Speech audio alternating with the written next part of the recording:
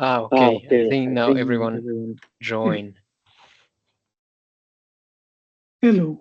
Uh, Good afternoon, all. I think there was a small technical glitch on my side, but now it works fine. So we have all the presenters here. I see Urosh, George, everyone. Yes. Floor, Anna. Great. Let's wait maybe 2 more minutes.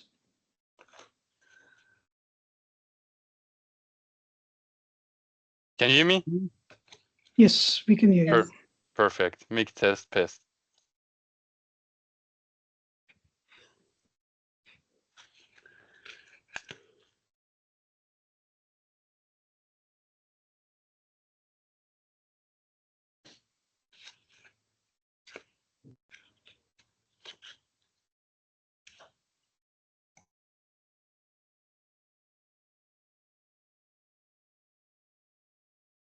All right. I see that we have attendees joining in.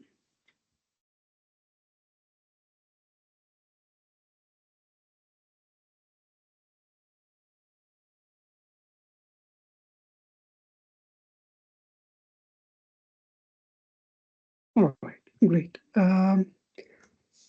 Maybe we can start. Good afternoon, everyone, and a very warm welcome.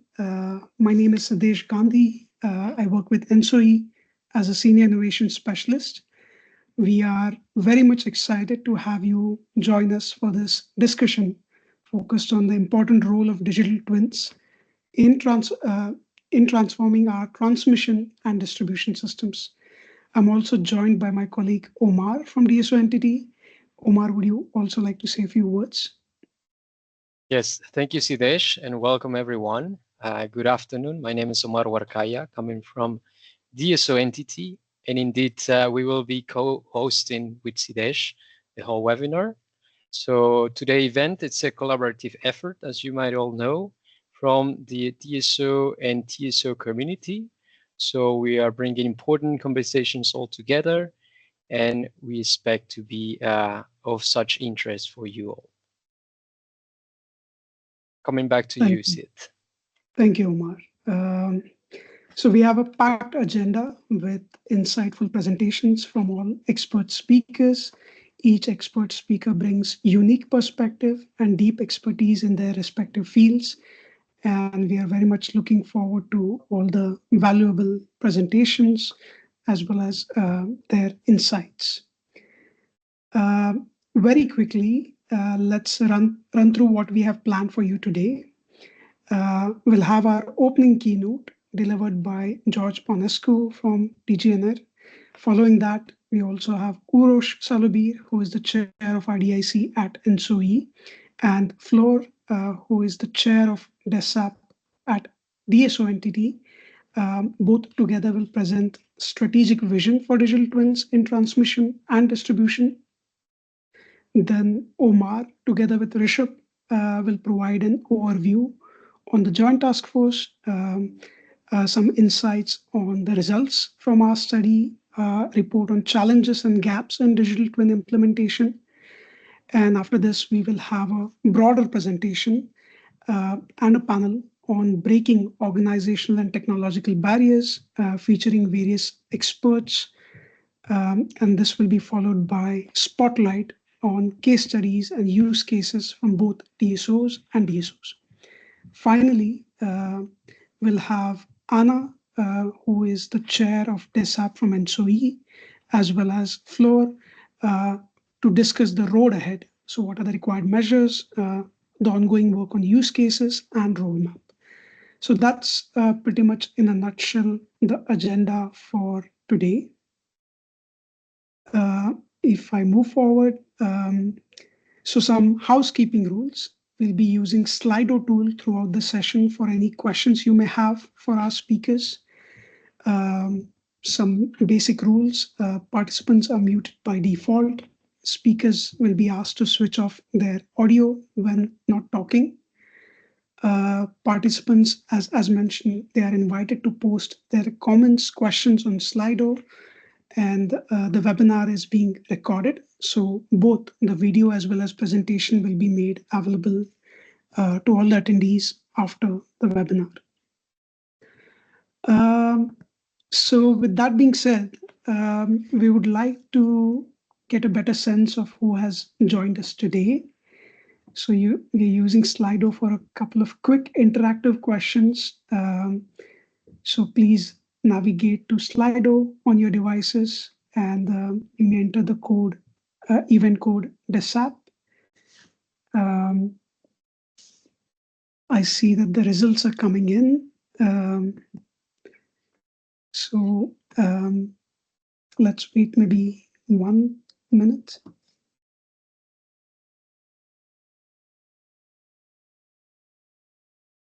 Great. It's fantastic to see that we have a diverse representation here today. Definitely strong showing from DSOs, TSOs, and then we also see a good mix from technology providers, research, academic institutions, and then we also have some participants from other areas. So we have consulting, advisory, and energy supply. Great. Let's maybe move to the next question.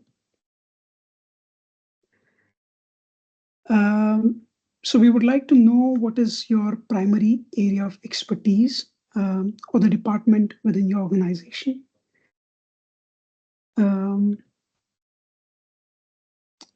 Yeah, let's wait maybe a few seconds here.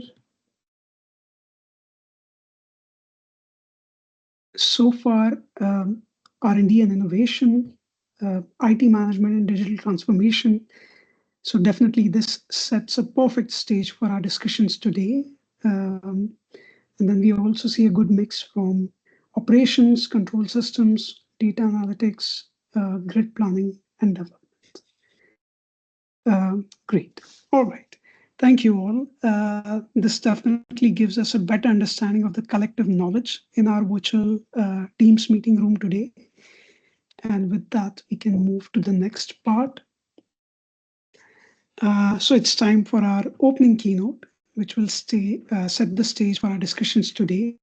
And so it's my great pleasure to introduce George Ponescu from DGNR. George will provide some insights on EU action plan for digitalizing the energy system. George, thank you for being with us. The floor is yours. Thank you, Sidesh, and thanks ENTSO and DSO entity for inviting me today.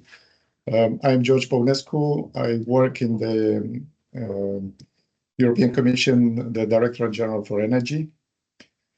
And indeed, just a few words of the policy background and what happens behind the scenes of the triggers the actions that you'll hear about today. Now, moving to the next slide, please. We are all aware of the profound transformation of the energy system and the challenges that is bringing, but also the opportunities. So we have massive changes at the edge of the grid with consumers of all sorts getting very active, interacting with the grid in ways that were not possible before. We need the backbone of the energy system, the electricity grids to remain in good shape and continue to drive the energy transition and the electrification. And we fully witness the 3Ds, which are the decarbonization, decentralization, and digitalization acting in all this. Next slide, please.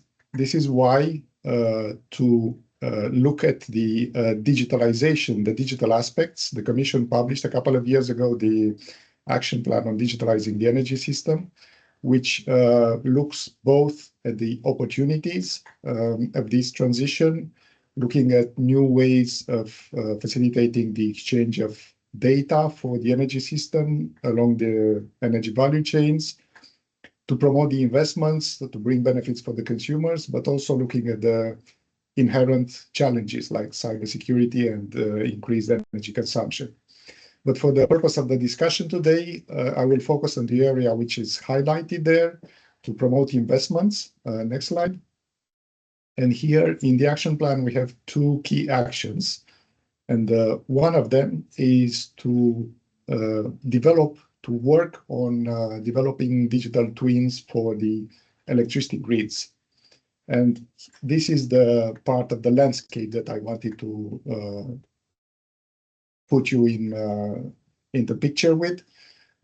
So immediately after the publication of this action plan, we had a very good development, the commitment from the TSOs and the DSOs to work together and to implement these actions. And it was created a joint task force, but you'll hear more about this in the next slides.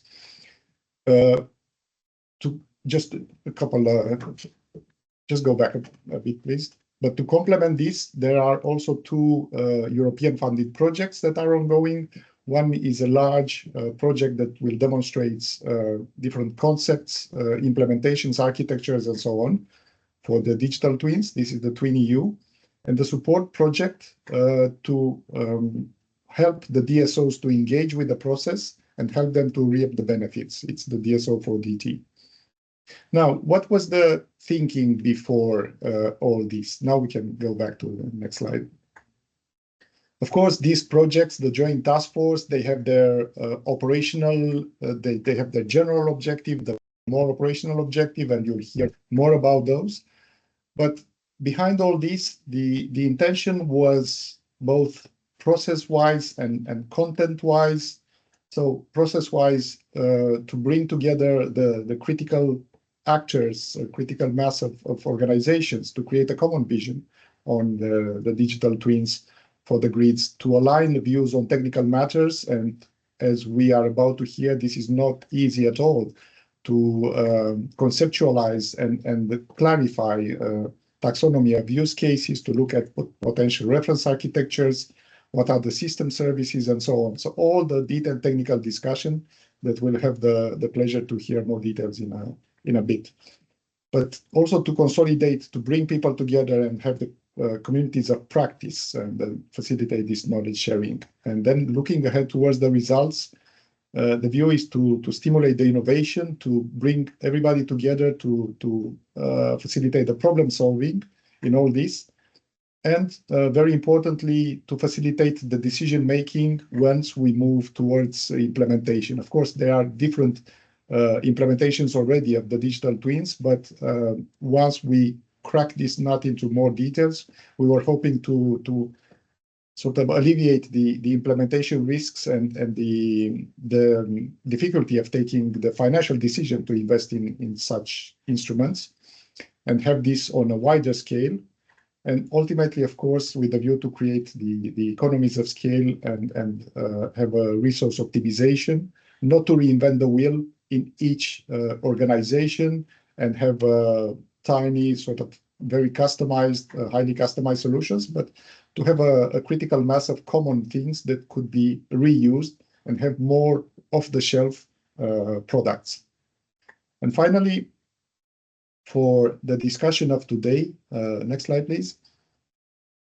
But this is mainly food for thought, but also for the next steps, and primarily for the task force that's driving this, to launch now the discussion, to start the discussion, what will come next. The roadmap for the digital twins is already hitting this important milestone, and we'll see the results today. And then until the next of the year, the end of the year, there will be other remarkable developments. But what comes next? We'll have a blueprint. How can we implement it? What would be the next steps? Who would be the main actors? What would be the commitments of these actors? What is everybody set out to do? This is one point of reflection that will need to happen in the near future. Then not to lose sight of the, let's say, the buzzwords of today. Of course, the AI has been in the energy, the more classical operational machine learning for quite some time now. Now we have the generative AI, impersonation of these AI tools. can we use this in what way, shape, or form, and incorporate it in the digital twins? And then it's important to think from now how we continue the cooperation that's being started. Of course, we are, let's say, at the beginning of this cooperation, but it's important to continue thinking how will stay in place, because we see that it brings benefits. And ultimately, what would be the policy support that would be needed? So for the implementation of such a blueprint, we'd like to hear, as I said, some commitments of the main actors of what to do. Probably there will be need for further public and policy support, and we'll be delighted to hear from you sooner rather than later, as the Commission is will start to prepare very soon a strategic roadmap on digitalization and AI in energy to be published early next year. So if you have great proposals to on how the policy support would apply to this action, we would like to hear from you soon. As I said, these are a few points to keep in mind for the next, let's say, strategic steps. But now I rest here, and thank you. Thank you very much, George. With this, I think over to you, Omar. Yes, thank you, Sidesh. Indeed, very insightful remarks from the Commission. Thank you, George, once again. Now we will move into our strategic vision on the digital twins for both transmission and distribution. And here we will have our co-chairs. At one side, we have Udo Salovier, who is the Research, Development, Innovation Committee Chair from ENTSO. And on the other side, we have Flor Patra-Delon. She's also the chair of our Digital Task Force DSO at DSO entity. So to start with, I will give the floor to Udos, please. Thank you. Do you hear me? Yes. Okay. So in terms of joint task force, I have to say that Anna is our co-chair, and she will come with her position quite early on in this event, but I will take a few positions from the ENTSO research chairing position in order to maybe break the ice from the ENTSO side for the TSO. So maybe I will take one word from George introduction, and I really see that he also sees that decisions which we take are really important. And I would like to point out that in this kind of energy business environment, it's all about decisions. We have long-term decisions, we have short-term decisions, we have some reversible decisions, we can include some generation unit in and out in system operation, but we also have some irreversible decisions. When we, I don't know, invest into something, we usually don't just destroy those assets. We have some information-based decisions, we have some experience-based decisions. So good decisions, which of course we want to do always require knowledge of the environment. Now I'm moving from decisions to the environment. This environment in which we are working, of course, could be, for example, an offline database. We get some study, we get some papers on the table, or it could also be some SCADA system, a simulator, or what is now more common and the most powerful environment description is called the digital twin. So this is how we get into the digital twin environment. Now, decisions are by definition taken through the environment by the agents. So when you have a digital twin, you cannot just deploy the digital twin without having an agent. In the past, the agents were people. So usually the decisions were taken by people. But now we are moving more and more towards more sophisticated agents. That means semi-automated, supportive agents or even automated agents. And this is how the whole story about the digital twin is enveloped in these different elements of the sophisticated new paradigm. So what we are doing here with this digital twin environment? So we definitely see that we are entering a very challenging times. We see that operational challenges are getting higher and higher. All the energy transition is bringing, of course, the operational people and the investment teams, and that also means the industry players into a new level. So we have to be prepared for this new level of action. This is why I will start with this more operational control related digital twins and the actions which we need to take there. So we need to be ready to identify more complex patterns, more correlations, more trends that humans cannot easily discern. So I'm not talking directly about the event in Spain, which recently took place. I'm actually talking about future brownouts, blackouts, events which have a huge tendency to happen. You know, we cannot simply say that we are bulletproof for any event of the future. We have to get ready for those things. And even if nothing would happen last week, we would definitely need to look into this kind of environments and events.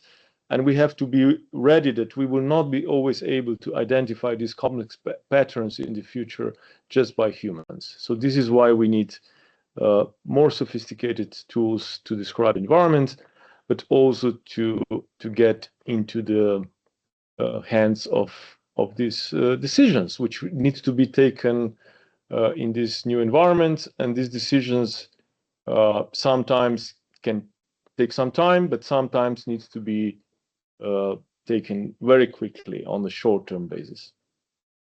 Another level of decisions which I see in this new environment is related to the planning in terms of how we call it grid resilient planning. When big events happen, we can be prepared for it in different ways.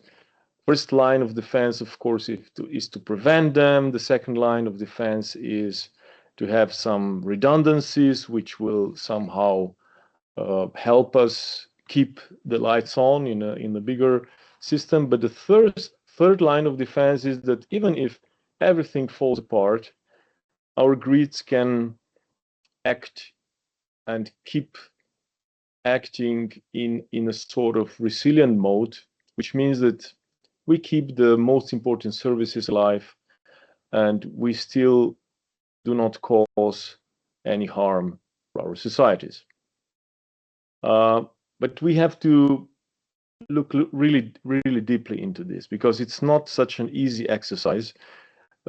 Involving the resilience element into our common grid planning is something just beyond the common wisdom that we have today. So we have to look into this from another dimension, and the TSOs have decided to put this into the priority of our exercise for the digital twin. Very important part. So resilience in combination with operational tools is really something we are looking forward to. The third element of this exercise is related to consumers. Usually we start with that part, but today, because we are just so influenced by the events going on, I will put them on the third plate, on the first place. And here, I think we just need to be aware that that this kind of consumer engagement, this kind of active participation of consumers is still waiting for us. We still haven't done enough to get consumers on board of all the actions, all activities, all the planning. And at the end of the day, the consumers will be impacted by our decisions in this way or another, through the costs, through the security, through the reliability of service, through the quality of service.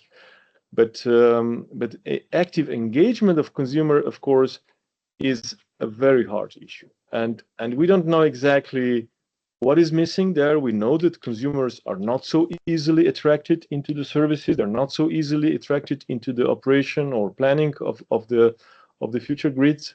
But we want to go that way. We want to have consumers on our side, and we want to know what is missing there, what needs to be done, what kind of incentives, what is the amount of incentives that needs to be taken, or what is the digitalization behind this activation, what is the real challenge that we are facing there. Of course, we have some very efficient and active schemes of consumer engagement, but we need to go for mass penetration of these technologies. So TSOs are extremely ambitious about the digital twin work. We really see huge benefits or even urgency to work on this. And we are really looking for the deliverables through this common work, which will supply all the missing ingredients for the future digital, I would say, challenges that we will explore together with the DSOs, together with the European Commission, and together with all the stakeholders which need to be involved in this extremely challenging exercise.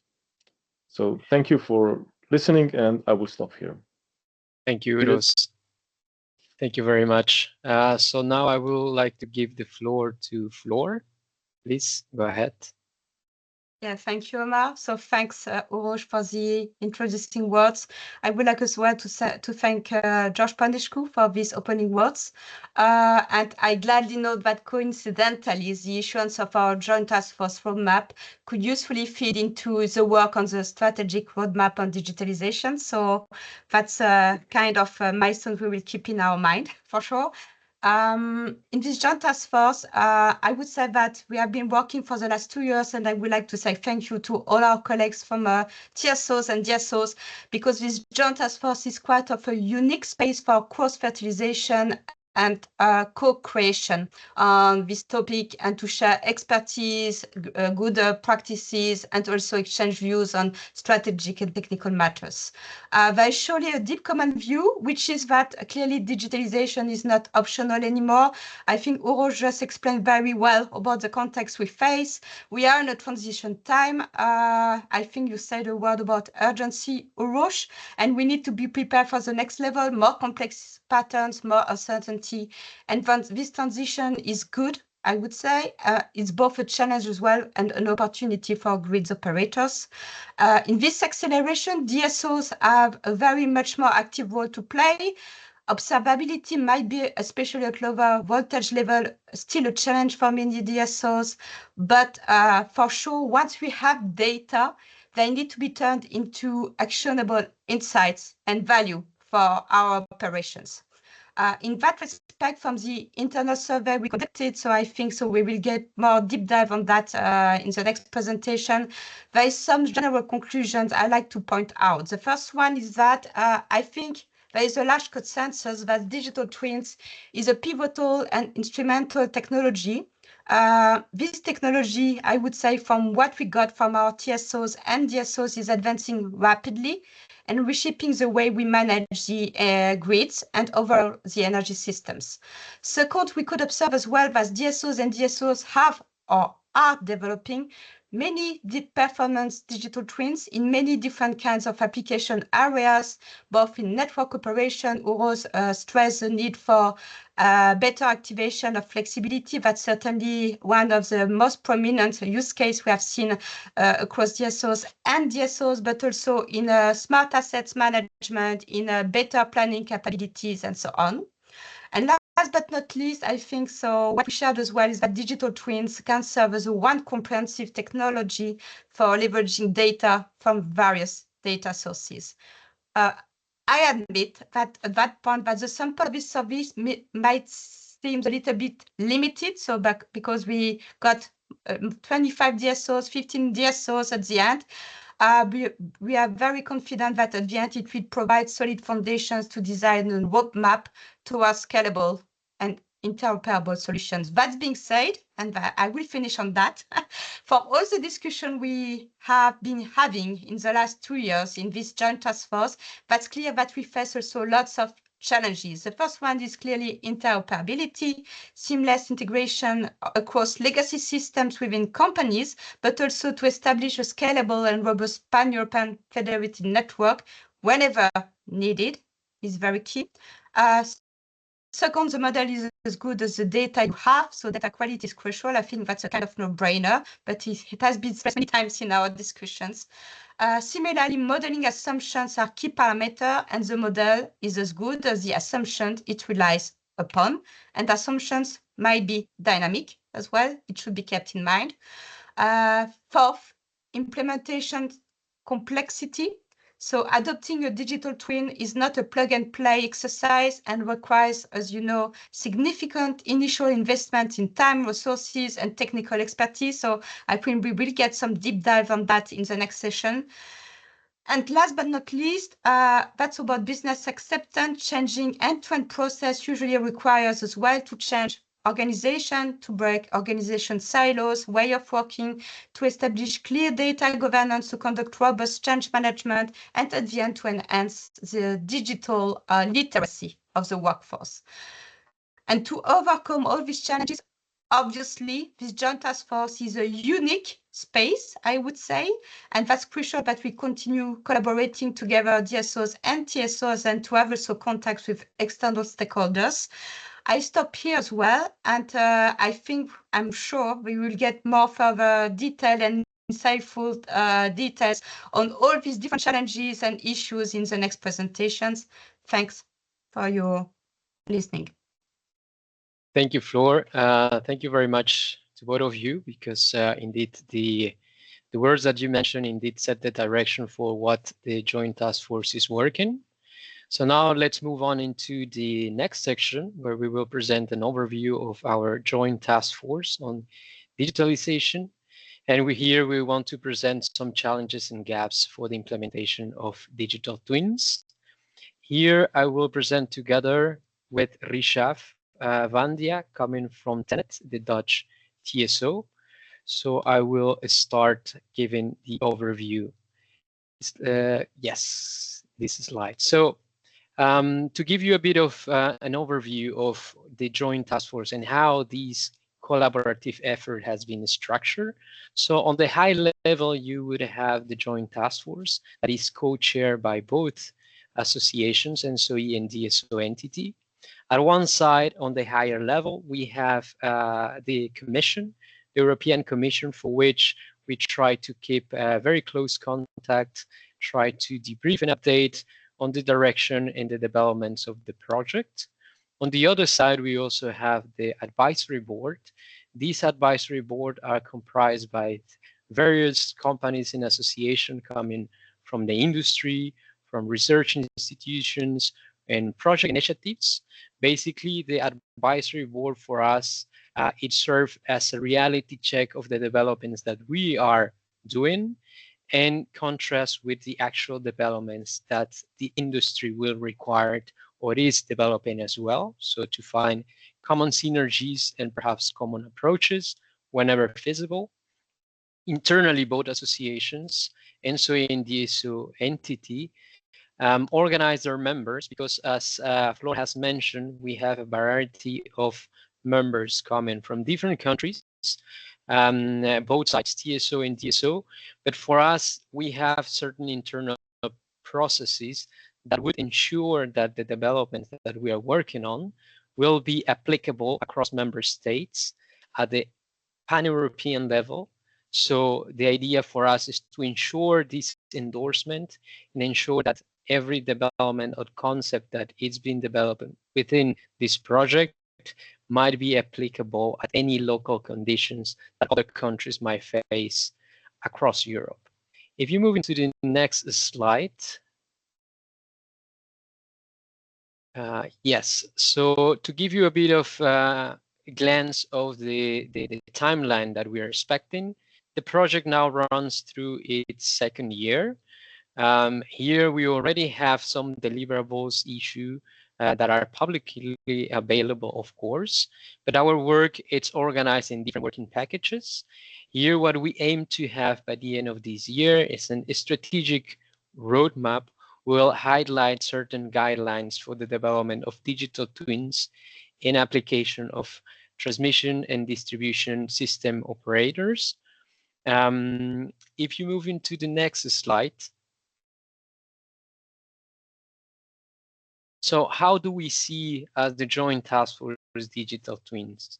So if we start with the definition, we can understand that digital twins as a whole has a broad definition, and the definition would be to have different versions of a virtual replica.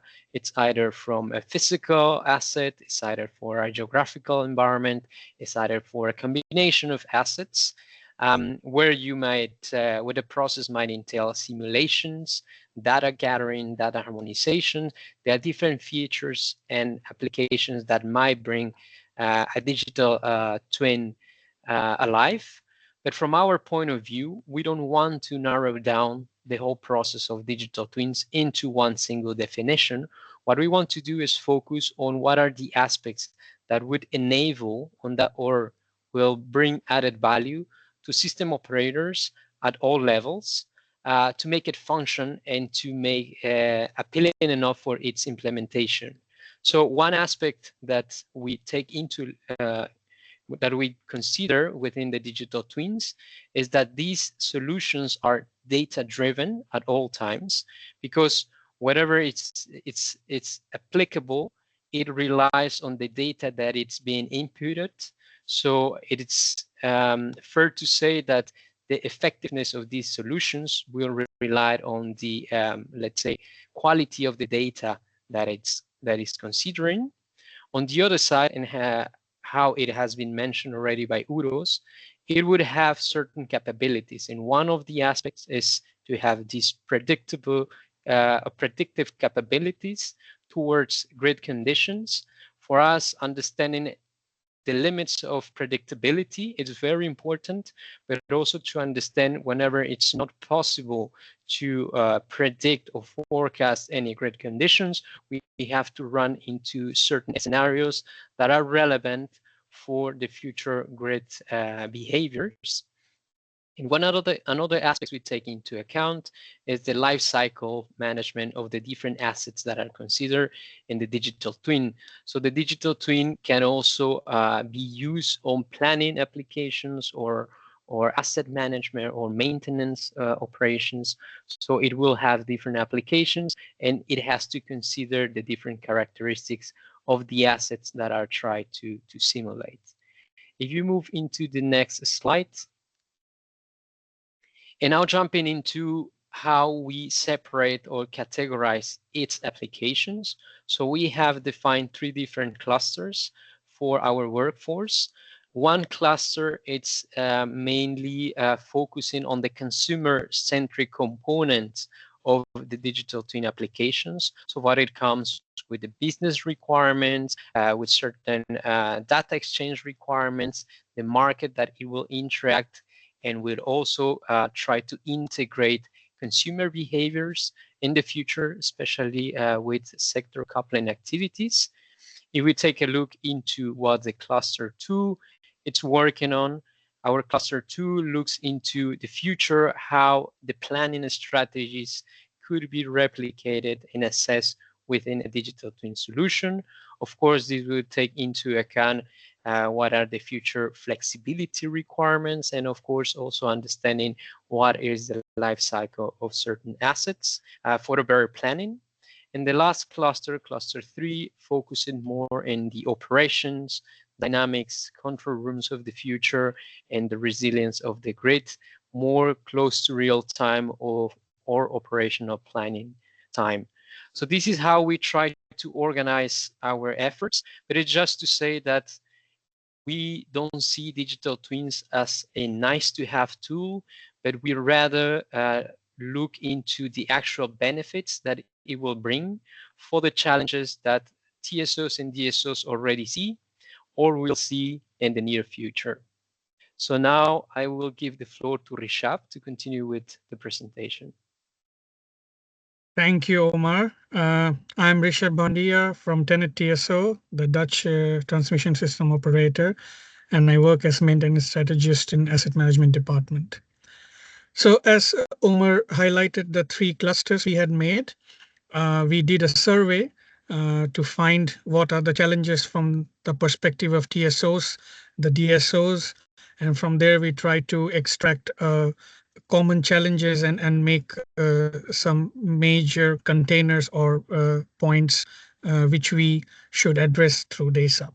So if we look at the TSO challenges, so from the cluster one, which is the data information exchange, business and market perspective, it's the data interoperability across Europe, and then increasing or improving the coordination in the connection, curtailment and tariff process.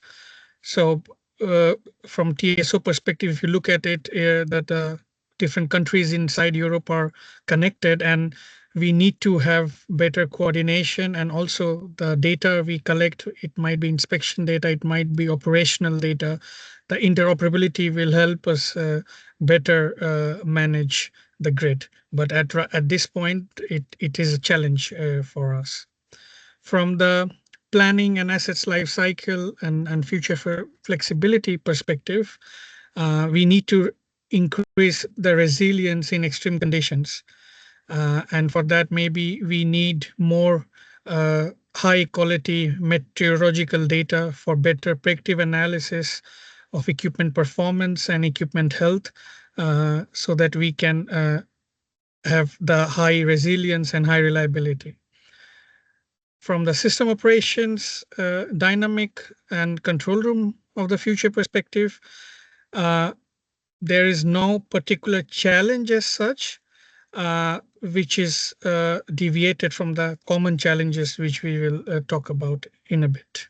Now, if we look at the DSO challenges for the same clusters, so from the customer's business perspective for DSO, of course, it is more focused on empowering the customer, giving it or involving it to for better data access, and then also simulate more incentives to have flexibility. From the assets life cycle and planning perspective, there has to be a better connection management, better management of the connection requests, and harmonize the planning process. And then there's also creating a comprehensive register for multi-term planning across different sectors. If we look from the system operations perspective, then it's more about establishing clear observability zones for the high voltage, medium voltage, and low voltage networks. Now, using both of these perspectives, if we look at what are the common challenges we have seen, so definitely we need to have better control and observability of interconnected devices across different kinds of voltage levels. Then enable the online services and better data access for the consumers and also third-party applications which we might use. And that will automatically also imply that we have seamless interfaces to enable that. From the planning perspective, the grid modeling should be quite comprehensive so that we can correctly analyze the impact it can have on different grid operations. And then also the expansion of the renewable energy sources and the control of it is something we need to tackle in future. From the system operations viewpoint, accurate forecasting because of the fluctuating load and shifting generation is a major challenge. And then also the high impact, low probability events or cyber attacks and these kind of new critical elements which can make the grid vulnerable should also be monitored and actively managed. So if we look at the 6 blocks we have made based on this analysis of the challenges, then definitely data quality, because the better the data quality is, we can have a better situational awareness of the grid. Then interoperability for better control and coordination, transparency of the grid operations, some new roles and responsibilities which will come with the changing grid. The non-compliance with EU regulations, we have to be sure that we are compliant with the regulations. And then we have multiple stakeholders, and that stakeholder management has to be governed. So these are the main 6 blocks of common challenges we have identified across TSOs and DSOs. If we go to the next slide. So we also did in the survey to analyze what is the maturity level of different TSOs and DSOs on the application areas. So maybe I can take an example or two to go a bit into deep. For example, if we take system operation and operational planning, so the digital twin in this context or application area is in the maturity level D, which is more in the diagnostic phase, and which also fits in how we look from the TSO perspective, that for better system operation and better planning, we need to focus on predictive analysis and diagnosis of the grid. And that's why the digital twin activities are at a much higher maturity level compared to, let's say, then if we go to grid flexibility and customer interaction. These are still at the early stages of development and integration, or if we look at data platform, data exchange. So this also shows where the priorities of the TSOs and DSOs lie, and which are more important and critical areas for digital twin activities or developments to address. And that's why it's mostly focused on real-time monitoring and control, building the information model and the 3D modeling and system operation. And the rest of the application areas then will catch up in future. If we go to the next slide. So what are the measures and the next steps we take from the perspective of the 3 clusters we have created? So from the customers, business, market and data cluster, we have to develop more capacity maps, improve our interfaces, and also the digital platforms we are building, which can be in different level of maturity, needs to be boosted for more grid flexibility and increase customer interaction. We need to also expand. I think I finish and then I come to your questions, Jesus.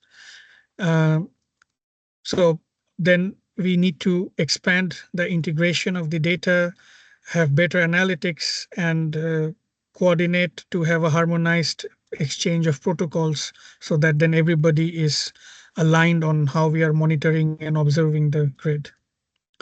We then also need to scale and standardize. Right now, digital twins, we are still not having enough standardization, so that is needed, and integrate use case according to the grid and the markets. Looking from the planning and assets lifecycle perspective, we need to adapt the European standards and also implement dynamic asset rating as we go more towards data-driven planning and maintenance and replacement. Similarly, here we also do grid capacity maps development, enhancing of interfaces, and also the scaling of the platforms, what we also do for cluster 1. But here we do it more from the optimizing the hosting capacity. The digital twins we create, they need to be interoperable, and the scaling needs to align with how we do it for the BIM and the 3D modeling. If we look from the system operations perspective, the next steps would be again to scale and improve interoperability of the digital twins, which is also what we do for the cluster 1. Then for system operations, we need a good TSO, DSO coordination for decision support and control room activities. So there we need to work on that. And then, of course, we have to also enhance the grid and market modeling through the scaling through new use case integration and also standardization of the data from the forecasting and data aggregation context. So yeah, this was what I wanted to present. Maybe I can take the question from Jesus. Sorry, Rishabh. So we don't have Q&A for this session, Sorry. but I invite all of the participants to post their questions on Slido, and I also invite all of the speakers to respond directly using Slido. Okay. Just for information for everyone, so the report on common challenges and opportunities for digital electricity system has been published on both ENTSO and DSO entity, and you'll find more information about the results and insights in the report.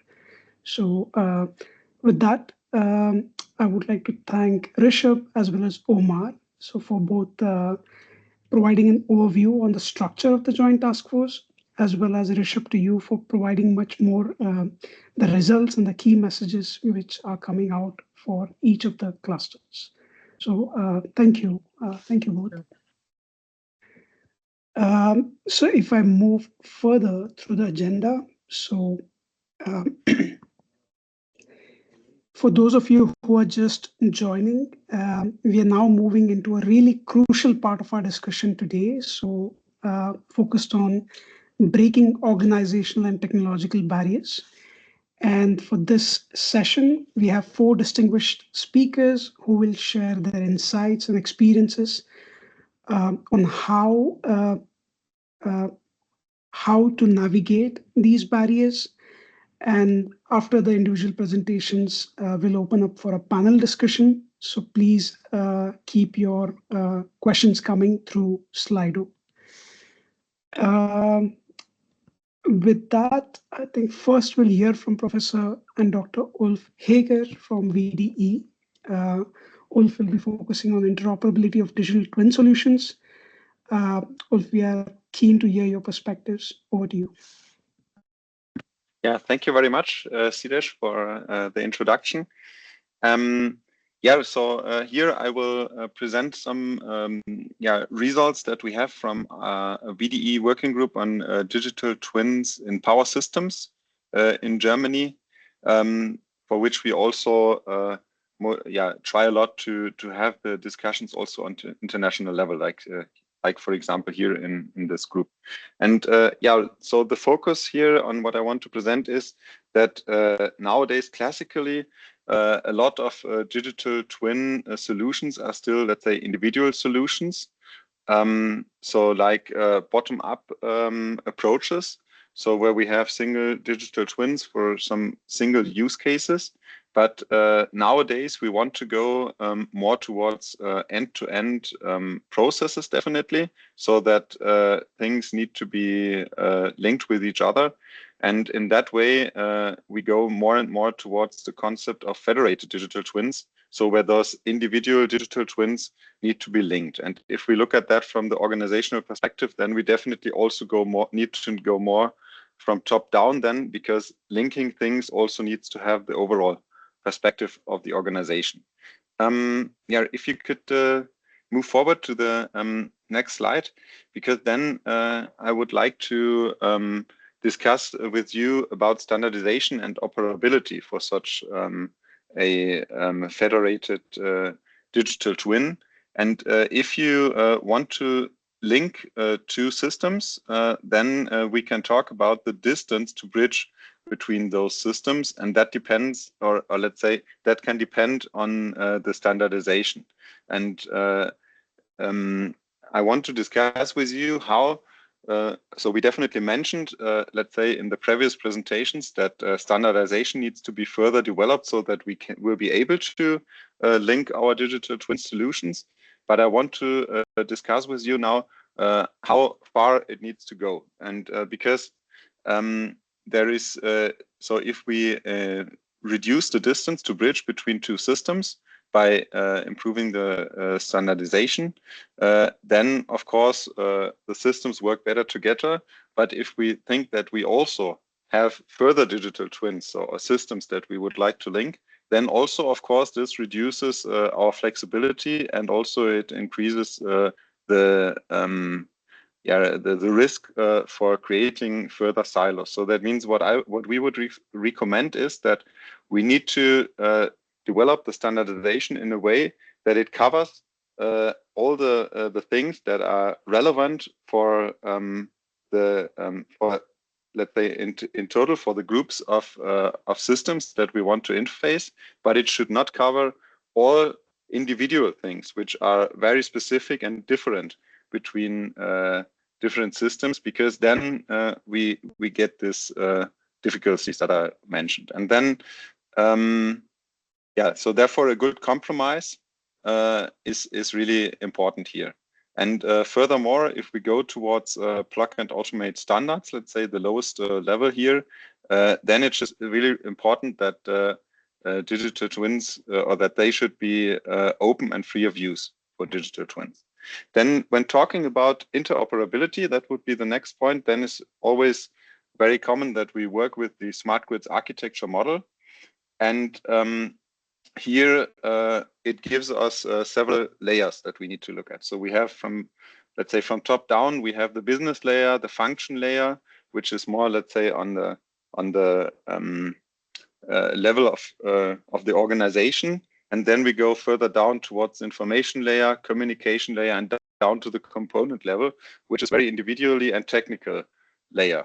So that means for the interoperability, we need definitely to consider all those layers, but we need to have different knowledge depending on which level we are looking at. And on the lower levels towards the component level, we need a lot of technical level knowledge. And on the higher level, we need domain knowledge. And for that reason, so I want to discuss with you, so where does, let's say, the manufacturers have their knowledge, and where is definitely also the knowledge of the grid operators necessary. And we think that on the technical, so on the lower levels, component level and so on, that is really where the manufacturers bring in a lot of the technical knowledge.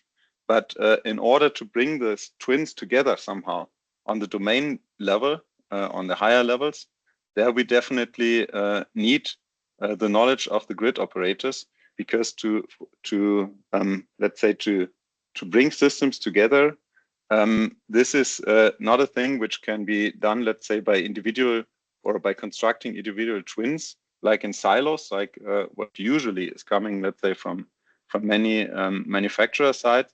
But here really the domain knowledge is necessary, let's say, inside the grid operators, and bringing it towards the manufacturers, let's say, as constraints somehow of the products, so to support that those individual twins can be integrated on business and functional level. So that is the points that I briefly wanted to introduce, and I hope I have covered my 6 minutes, or not covered, but not overextended. Thank you, Ulf. Thank you very much. I think all of those valuable insights into interoperability, which is truly a foundational element, is something we need to solve. And with that, I think I would like to introduce all of you to Dr. Andreas Strasser from Austrian Power Grid. Andreas will be addressing the topic on digital transformation for unlocking the full potential of digital twins. Andreas, the floor is yours. Yes, thank you, Sudesh. You can hear me, right? Perfect. Okay, so thanks, Ulf. You have mentioned the federated digital twin, where we will connect individual digital twins together. And that's the reason why the digital twin will be an organizational game changer. And when we are looking on the left side, so here we see a system operator with typical departments like the finance, the asset, the system, and the management. And let's think about congestion management, and you identify you have some kind of limitations, and then you decide that you want to build new power lines, new substations, and so on. So then you go to the asset department, and they will plan the new substation, the new power line, and they will use specific digital twin methodologies like the building information model. And in the end, as a result, you will get a digital twin of your new substation and of your new power lines. And with these results, then you can go to the finance department, and there you have the enterprise resource planning. And the enterprise resource planning is a digital twin as well, because here is the information about the market, the prices, the availability of the supplies, and so on. So the whole supply management, but also other parts. And with the information from the building information model, you can calculate different scenarios, because if you can stretch the timing, then maybe it gets cheaper to build your new substation. If the timing is very strict, maybe it costs a little bit more. So you see, as a result, you will get different pricing results. And with these scenarios, you will go to the management, and the management will decide what is the best optimized solution for building the substation and the power line. And what we have seen here, that each department has its individual system and their individual digital twins, but in the end, you are all connecting them together, that the management can take the best decisions. And that's also where you can see here we are building up this federated digital twin. But before you can achieve such a nice process, you have to think about these end-to-end processes. And we all know, if you have different tools, then it's sometimes very hard to connect them together. And that's the reason why, especially at the beginning, when we are trying to build up these federated digital twins, corporate development and change management is a key and very, very important. On the right side, we also see that when we are connecting more and more systems together, and let's say we are connecting them directly together, the problem is that it is not working linearly. So for example, with 5 systems, and if you want to connect them all together, you will have 10 interfaces. So you see, it is exponentially and not linear. And so the problem is, with more and more interfaces, also the required engineering effort is increasing. And that's the reason why classical engineering processes, they are struggling with that huge amount of integration. And therefore, there are other methodologies, especially the system engineering processes, which were designed to handle complex big systems. And the big question that arises for system operators is, are we still in this classical engineering processes part, or are we already achieving the system engineering processes? And in my opinion, the system integration will lead to more complexity. And if we want to manage this effectively and efficiently, we need to have this comprehensive view and analyze it using this system engineering. Let's go to the next slide. The good part is that this kind of transformation, so we will have a transformation from a classical system operator to a system developer. We are already inside of this transformation, and there are other domains who already manage that one, like the automotive domain. And what we can see here, the original equipment manufacturer, they are building the car, but as we know, they have a lot of suppliers and so on. So they need to think about what kind of requirements do they give to their suppliers. So they are focusing on the system engineering, and the other ones can concentrate on this engineering. What I see currently is that many TSOs or system operators, they think, okay, now we need to program our own software, we need to make our own tools and and so on. But the problem is, in the end, somebody needs to think about the whole digital grid we are building, the whole system we are building. And so to be future-proven, it is very important to understand that we are at this highest point and we need to think about how can we connect all these individual systems together as a whole and also analyze the cascading effects. Please, next slide. Okay, and so what do we need to change? So we need to look at the methodologies and we need to build up skills. So first of all, implementation projects regarding the digital twins are not really technical implementation projects, it seems like at the first place, but also there are a lot of organization development projects. And grid operators require additional interdisciplinary skills which must be developed internally. We need to have this digital mindset, we need to have the system thinking, the system engineering, we need to focus on data management and interoperability, system safety is key, and also the testing and quality assurance. Of course, you can also implement digital twins without these skills, but the problem is this will result in medium and long-term technical debt that needs to be solved at a later stage. And if we want to build up these capabilities and if we want to successfully implement them in our companies, it is important to understand that this will take a couple of years and it requires a profound change in the organization. So change management and cultural change is the key for that one. Okay, thank you very much. Thank you, Andreas, very much. I think with that, we can move to our third speaker in this segment. So we have Christoph Prosinski from TEN. Christoph will provide us insights on more of a utility view on digital transformation, more from the DSO perspective. Christoph, we look forward to your presentation. Yeah, hello everybody. Thank you very much for this opportunity to talk about the organizational challenges of implementation of digital twins.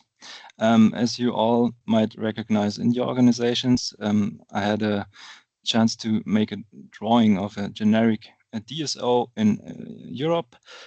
We have data sources and data users which need to be connected to create a digital twin.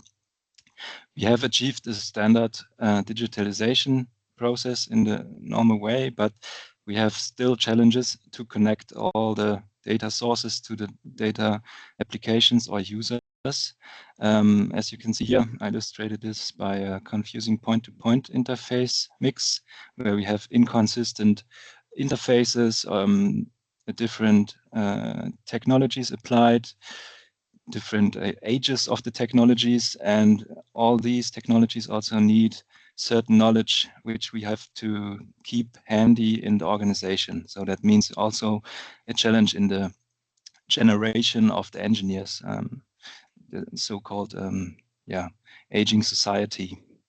On the other hand, we have an increasingly data-driven decision-making nowadays. We have an increased data volume, and we also have increasing reporting requirements. And all these systems we apply today are mostly legacy or monolithic. So the structure of the data is another challenge. We have different data formats. We have also offline data and online data and stuff like that. And all this needs a bit of a rethinking and redesign of the organization and how to work together. Would you please flip to the next slide? My approach is to insert a master data repository, which might be a digital twin or a database, a single source of truth, or however you will call it, to connect the data sources and the data users. We still have the same needs, so nothing changed, but this master data repository is introduced, which helps us to manage the data and to connect data sources and users. We can structure the data inside this repository in a certain way to have a consistent company-wide management of information. And this introduces new chances to reduce the maintenance effort, and the validation and correction of the data is facilitated. Another chance is to create vendor agnostic systems. That means that you can choose your supplier. If you're not happy with a supplier, you choose another one, and you just change the solution, the application, and the data set is still there and in your format and in depth if you need it. Please next slide, please. Another thing to consider is the organization itself, where the people work in the departments.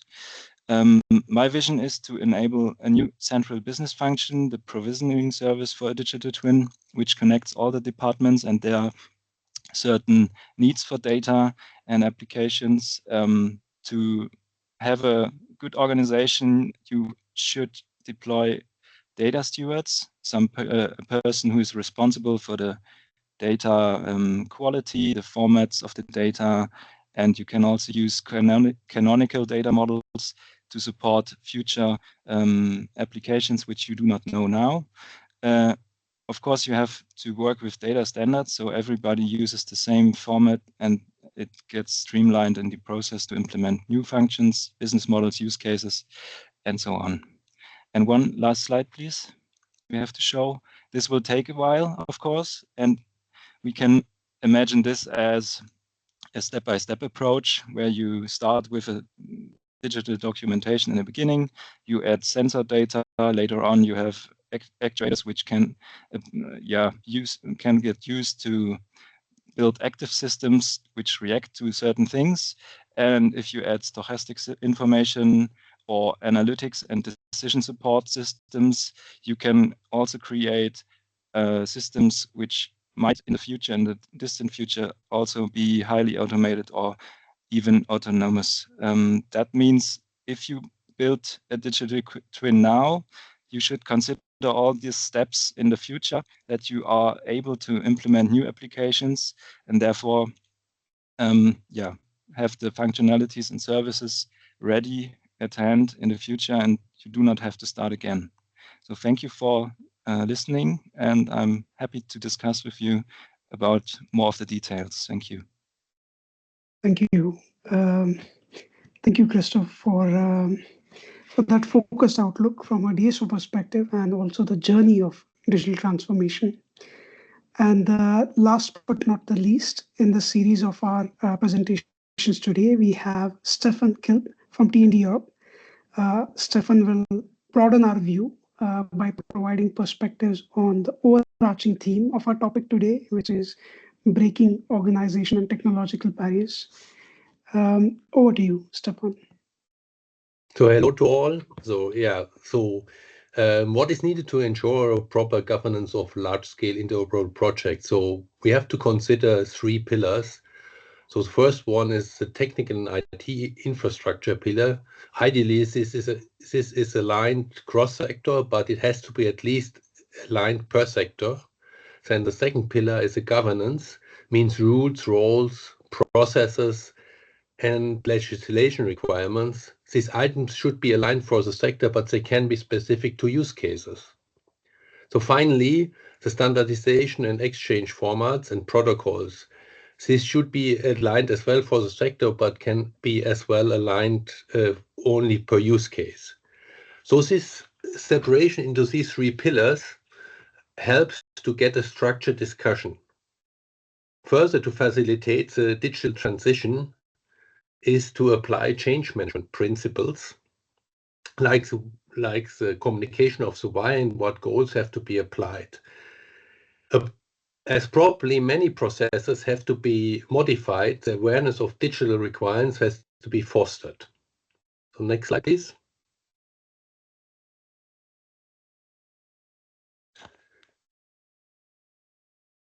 So digital twins create a supporting environment over the whole life cycle. So means from planning to construction, further to operation, and finally to recycling.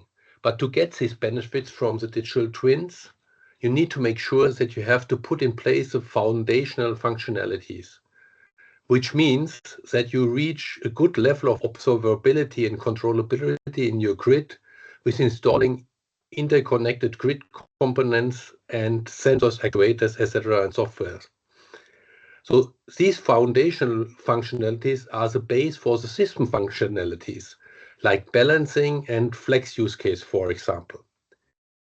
Finally, foundational and system functionalities are the ingredients for the business functionalities, like planning and operation in digitalized electric grids. So next slide, please.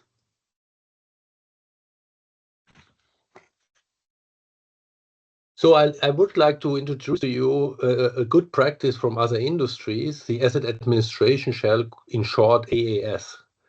The Asset Administration Shell has been developed in the context of the Industry 4.0 and is today a proven concept standardized in IEC 63278. It's a digital representation of an asset, means a digital twin, which provides a standardized way to describe data and functionalities in so-called submodels.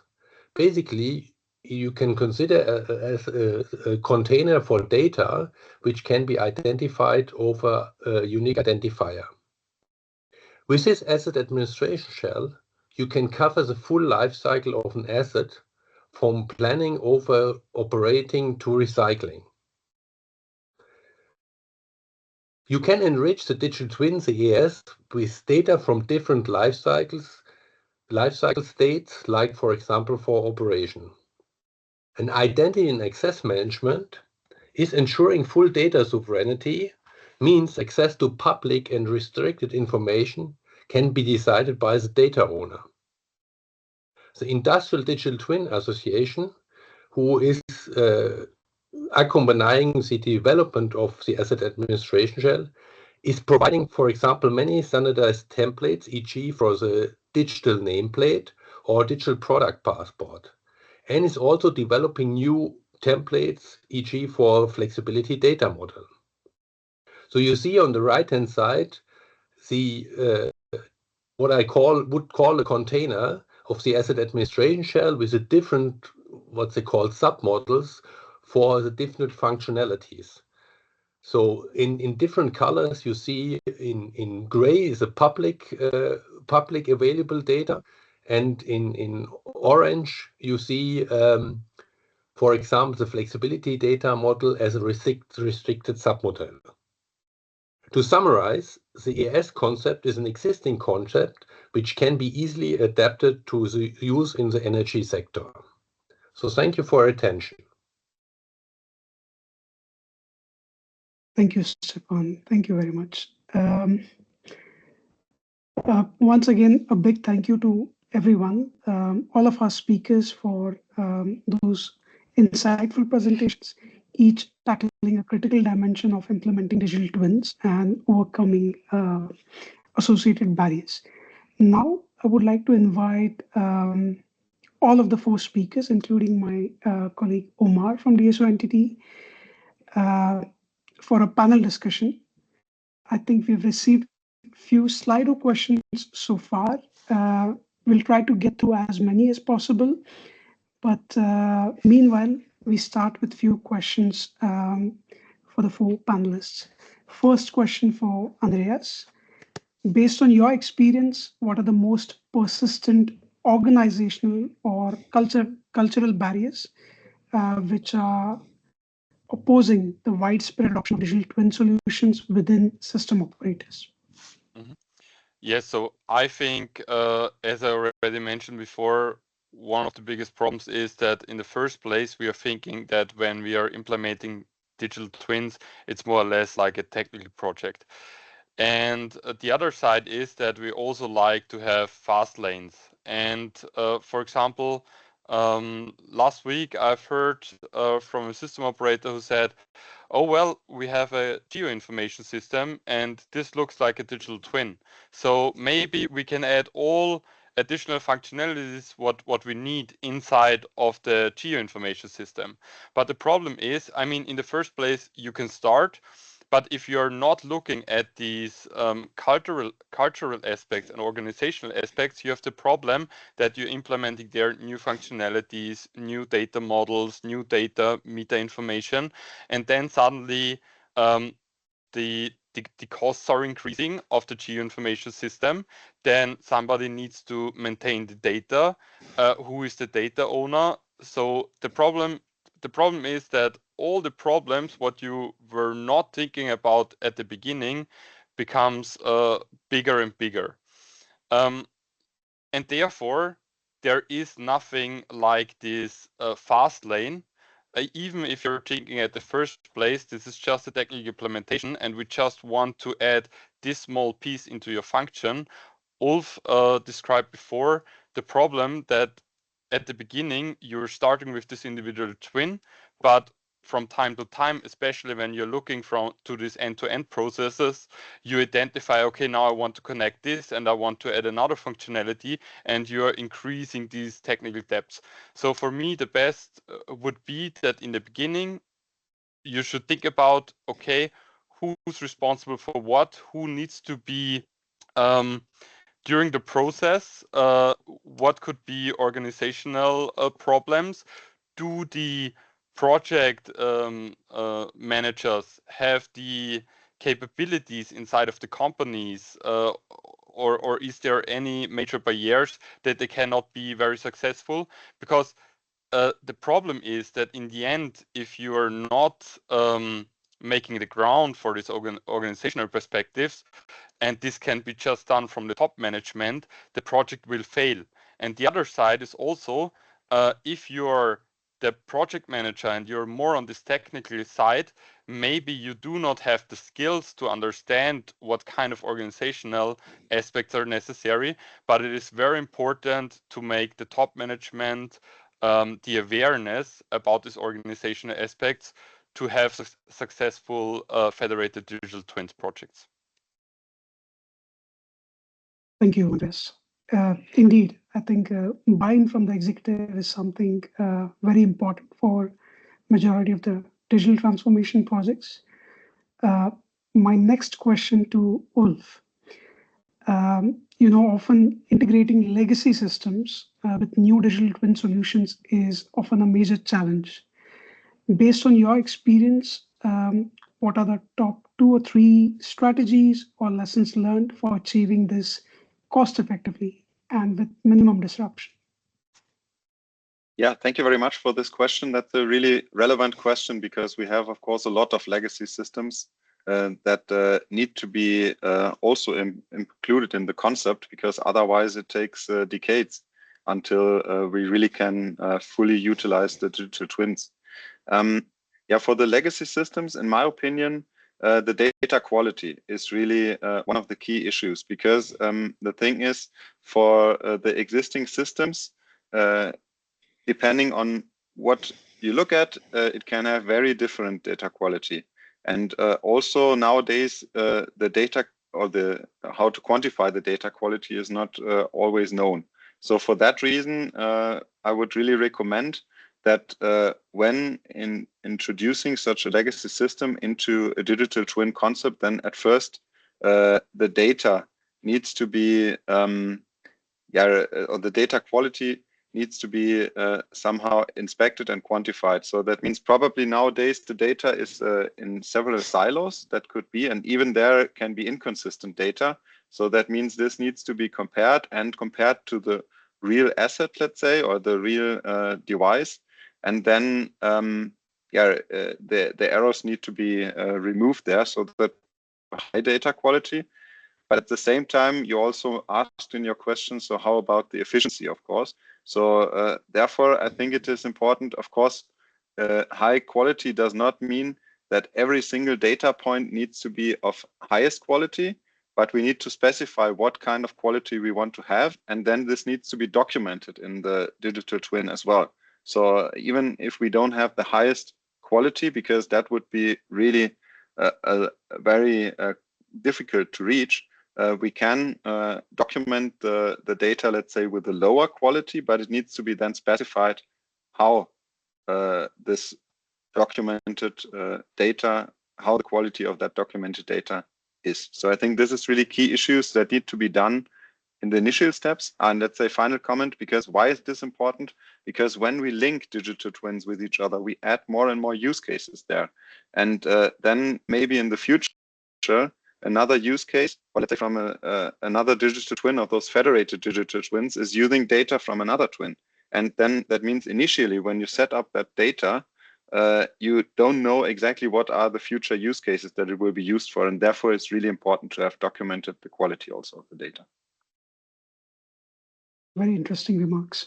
Thank you, Wolf. I think definitely there are these compounding effects of data quality if they are not handled from the start. So thank you for sharing those views. Over to you, Omar. Yes, thank you, Sid. So I wanted to pose a question for Christophe. And we know that there are a lot of pilot projects related to digital twin, and sometimes they are not always coming into operational tools that system operators can use.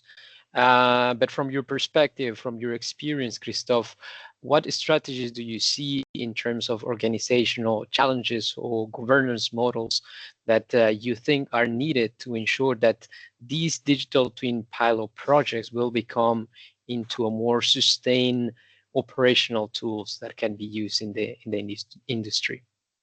Yeah, good question. First, I think you need a strong commitment from the leadership in the organization. So on a strategic plan, you have to consider certain aspects, and you need the sponsorship of the executed level. So without this, you cannot secure a long-term implementation and adoption. Then, as I said before in my presentation, you need cross-functional governance. You have to consider many aspects of the company, the utility, IT and OT operations, power system planning, and also several tools like existing tools like ADMS, GIS, SCADA systems. And you have to integrate those pilot systems incremental, so use case by use case. So it grows in an, let's say, it grows slowly into a strong system where many applications are considered inside. Another thing is that you have to work with standards. And of course, don't forget the people. You have to develop the skills. You have to create a digital mindset and literacy in your organization and train the workforce who's using the digital twin in the end.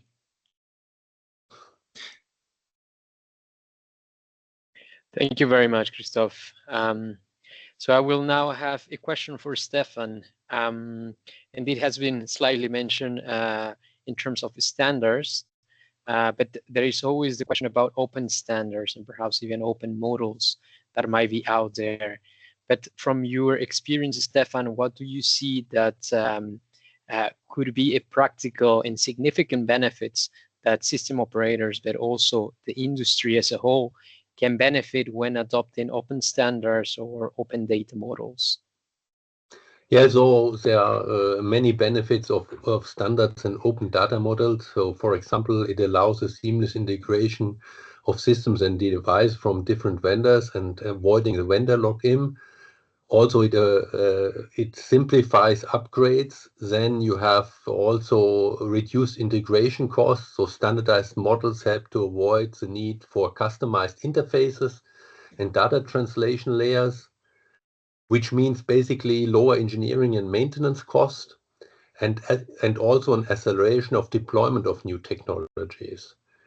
Also, it concerns the improved data quality and consistency. So common data semantics, for example, ensures that all systems interpret data in the same way. So it helps really to get a common baseline. And then this will enhance decision-making accuracy and reliability of analytics and AI models. Finally, and it's not a full comprehensive list, also it allows faster innovation and deployment. So open standards foster a collaborative ecosystem where tools and solutions can be reused. And this accelerates the deployment of new applications like predictive maintenance and distributed energy resources management systems. So, and maybe to conclude here, so digital twins have in common that they have really a greater benefit when they are implemented within a digital ecosystem and embedded in such ecosystems. They share and can continuously enrich data throughout the whole life cycle. So there are many, many benefits. And as said, this is not a comprehensive list. So we can talk maybe for half an hour about the benefits of using digital twins and applying open standards and data models. Thank you, Stefan. Yeah, indeed, the topic is very extensive. And just diving into one, it could take hours into our conversation. But now, for the sake of the time, we will take a few questions from the audience. There was one question related to the standards for data exchange related to CGMs. Perhaps this is a question that could be addressed by together Andreas and Christoph, because we understand that CGMs are standards that could be used for certain system operators more than others. But perhaps the question it is that is CGM's standards, Common Grid Model Exchange standards, considered to support digital twins? So from your side, TSOs and DSOs, how do you see? Yeah, so from TSO perspective, the CGMS is a standard for exchanging power system models. So yes, of course, every standard is supporting the digital twin, and especially when we want to exchange power system information. But I think it's very important to understand, okay, if I just have a data model or a data ontology, this is not enough. Of course, I need to implement it inside of a tool, inside of a system, and these data needs to be exchanged. The power system model can be used to derive the information from my physical power system into to digitalize it into a data model and exchange it to another grid operator. That's the use case we do, exchange the CGMES files with our neighboring TSO. So he has a good view on our grid conditions in the operational department. And this works well. So if you have an established standard which is maintained by the community, why not use it? You don't have to invent the wheel again. It's very flexible. The CGMES profiles, you can extend them to your own needs. You can also consider several aspects from power system operation, power system planning department. And if you bring it together in this idea of a master data repository, you can also consider certain time steps on the strategic level, power system extension and so on. So yes, I would try to use the standard because it's widely adopted and not to use another one. Thank you, Christoph. Thank you, Andreas. Maybe one more question as looking into the time, and that will be also posed to Ulf and Stefan, if you can both complement this one. So the question is, what is your approach? What would be your approach to legal and organizational interoperability? Like, for example, data governance, data protection, and licensing, according to Regulation EU 2024/903. Okay, thank you very much for this question. So for the organizational, or could you please repeat the last part of the question? Yes, I will repeat the whole. So what is your approach to legal and organizational interoperability? For example, data governance, data protection, and licensing. Yeah. Okay. So for example, the inter-organizational interoperability, I mean, then we are, of course, pretty much depending then again on the standards. And I think there is several things. So on the one hand, if you are inside, first of all, I mean, you need to specify the things within your organization, because there you have already a linkage of a lot of different digital twins there that you need to do, and where you must specify how they can, let's say, work together. But then if we are on the level between several organizations, or let's say between organization and manufacturer, that is of course the next step then of digital twins that need to be interconnected. There, let's say, the standards get even more important, let's say, because there you cannot only specify, let's say, your own solution that is necessary, that can be applied inside your organization. And then also, I mean, we go into the field of data spaces, so that we can have common data platforms that will be necessary somehow to link those things. So I think that is my answer on this. So I would complement this answer with saying, so you may remember my first slide, what I have presented, to have these three pillars to have the discussion about, for example, rules and roles. Here we need to really, basically, this is the rule book which you need to build up then in the technical infrastructure. So we talk then about identity and access management. So for example, I would promote here or advocate here to harmonize it on eIDAS 2.0 and European Business Wallet, to mention something, and to have a very common identity and access management, ideally over cross-sector identity and access management, so that we have one system how we manage the authentication and the authorization.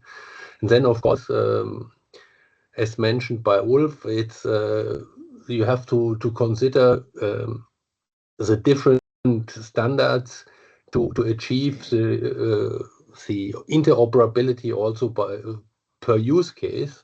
And this is then very much dependent on what you plan to do. So maybe there is not one single solution how to implement it. So you need to check very carefully where you can harmonize it completely across the sector, or where you need use case specific solutions. So it's a very complex topic, but I think what is important from the organizational point of view is to have a very streamlined discussion by pillar, and then checking what is needed, for example, in terms of communication protocols to exchange. So it was mentioned GGMES.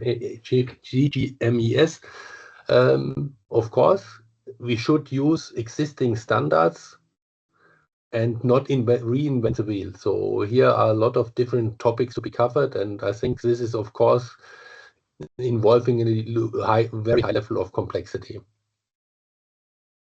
Thank you very much, Stefan, and everyone, for the questions, the relevant insights, and also your answers. So now let's move on into our case studies and use cases. I think you have seen so far on the webinar that we have touched upon the foundational aspects of implementing digital twins, organizational speaking or technological as well. But in this case, we will try to showcase a bit of what are the actual applications that are implemented across our members, both TSOs and DSOs. So if you can move into the next slide, please.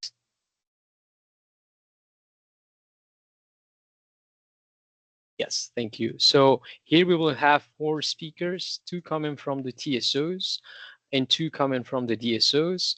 At one side, we have Simone Cerchiara. I hope the name is pronounced well. He comes from Terna, our Italian TSO. On the other side, we will have Carolina Pluta. She comes from PSE, from our Polish TSOs. On the other hand, we will have Andrew Speck.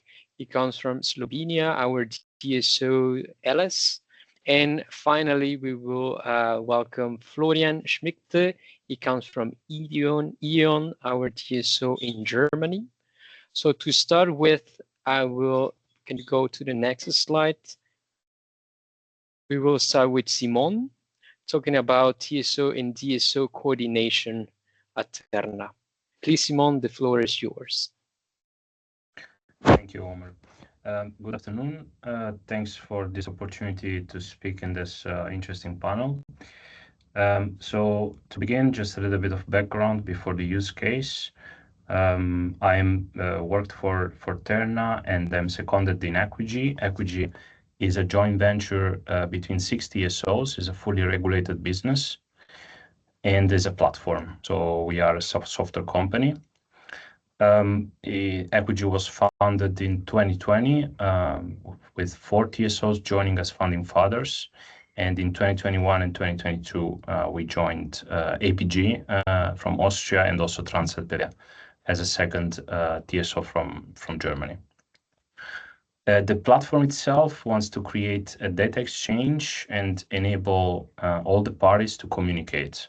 So it's not overtaking the role of the balance service provider or the TSO or the DSO. It's just a technological tool basically to connect parties together. You can go to the next slide, Omar, please. Yes. So in 4.5 years, this is what we've been doing so far. Basically, in the 5 countries where we are active, we did projects on balancing markets mainly and redispatch markets in Germany.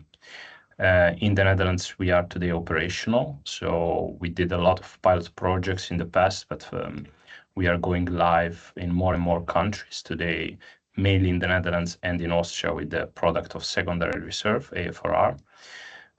And today, the use case is on TSO-DSO coordination, which is the Italian pilot project, even though we did another one in Swissgrid as well. Yes, so in the process of the digital twinning or digital transformation, which is a part of it, Terna, together with the software provider Equigi, developed a software to optimize the data exchange. This data exchange is realized mainly with standard taken from EIC and ENTSO already existing standards, documentation, and improved and enlarged with additional data. So we call it canonical data model. This TSO-DSO coordination in Italy for Terna is based on a static traffic light and dynamic traffic light, which are basically 2 systems to exchange data between the system operator on one side, the distribution operator on the other, and the BSP. This is done through mainly APIs and also through a web UI interface. The DSO has also the opportunity to avoid grid congestion, declaring which part of their grid are in that moment not ready to be to take part of the balancing for example, AFR and MFR.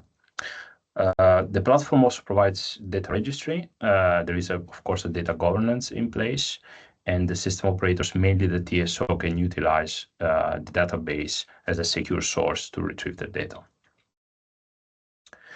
And on the next slide, we see the multi-party system.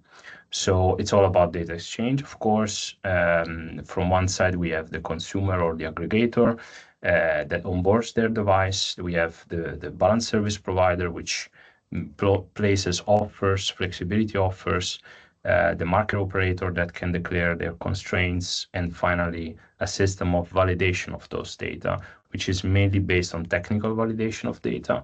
But in the future, with more visibility of the grid, we aim at also business validation. And on the next slide, we see a little bit more in detail. You can go already in the next one. Is a bit small. I hope we can focus. No, then the previous one, please. Yeah, on the left part is a bit small, but we have the registration and pre-qualification process. And on the right side, we have the bidding. So the static traffic light, which is the first exchange between DSOs, TSOs, and BSP, is realized by DSO utilizing the platform, declaring which of their resources cannot participate to the balancing market. This is done days and weeks before the bid is placed by the BSP. On the dynamic traffic light on the right part, you have the day ahead, the day before the bid, a light that can be either green, orange, or red. The light is set up by the DSO itself, and that means that the BSP is not able to utilize, or is partially able to utilize, certain grid connection points in their grid. So yeah, to the next slide. Finally, we see the web UI. We have also a portal where basically the FSP can log in and can place their flex offer. They can download a template, which is based on ENTSO standard market document for the bid, and then can receive also on the next slide, they can receive constraints and confirmation by the TSOs that the bid has been placed successfully. So this instrument is a very good exercise of cooperation between the TSOs and the DSOs, allowing also the BSPs to be aware what's the status of the grid in order for them to avoid grid congestions. So yeah, this is about it. Please feel free to reach out or ask questions. Thank you, Simon. Indeed, very interesting use case. As you said, this is a TSO, DSO, let's say, cooperation that in some cases it is already applicable for the system operator. So thank you very much for your presentation. Now we can jump into Carolina's use case, and this is related to a virtual reality model for the substation model. Here we can show you a bit what is being done in Poland. So Carolina, the floor is yours. Thank you. Good afternoon. I will talk about virtual reality model for substation model. We have two types of model. The first one is virtual walk, which was created using around 130 spherical points. We use Godot engine to implement the substation, and in this way the panorama pictures were combined together. The movement of the switches was realized by cutting out from panoramas areas of different states of switches and assigning them signals for open and closed positions. In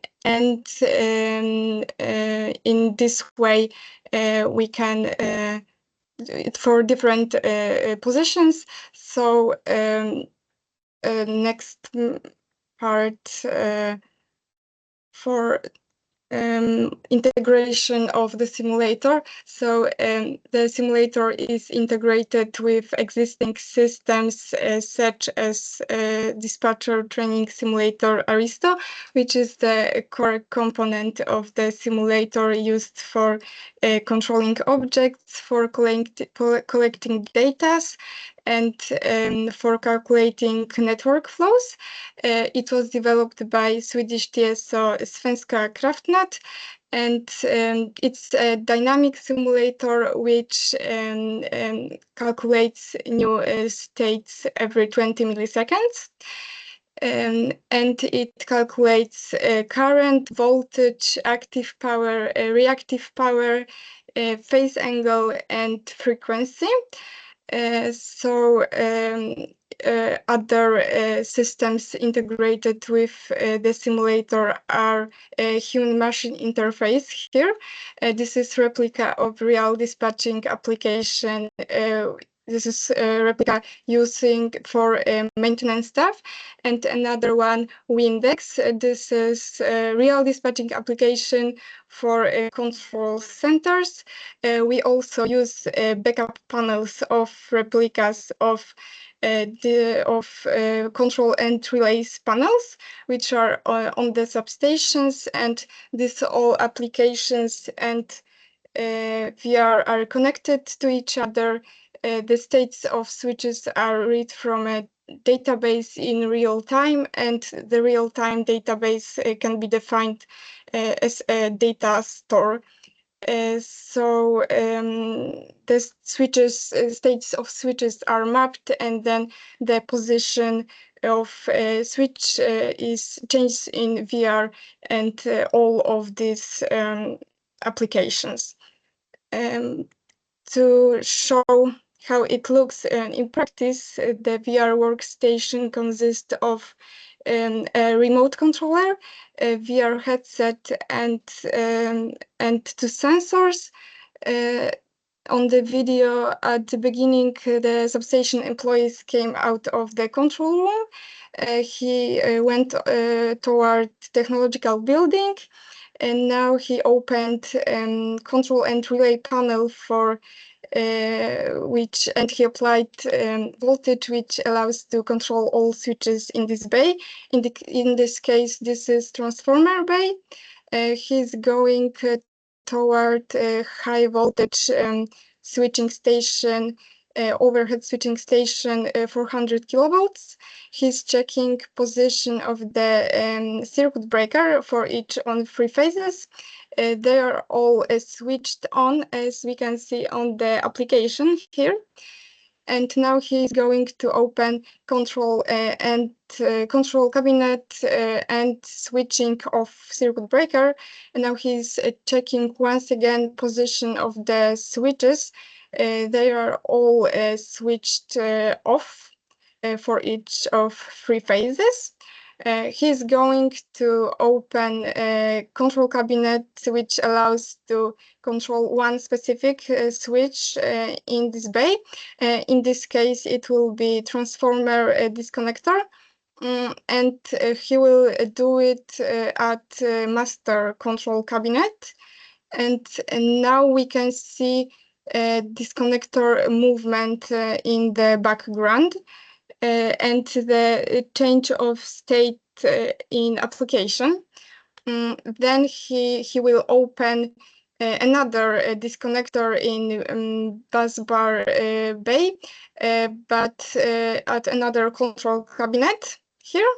And we can also see a change of state in the background, but also in the human-machine interface here. This change is pointed with a remote controller. Then he can finally check voltage present on each of 3 phases. No voltage is detected, so he can close earthing switch, this one next to transformer. And he will do it in manual way using crank handle.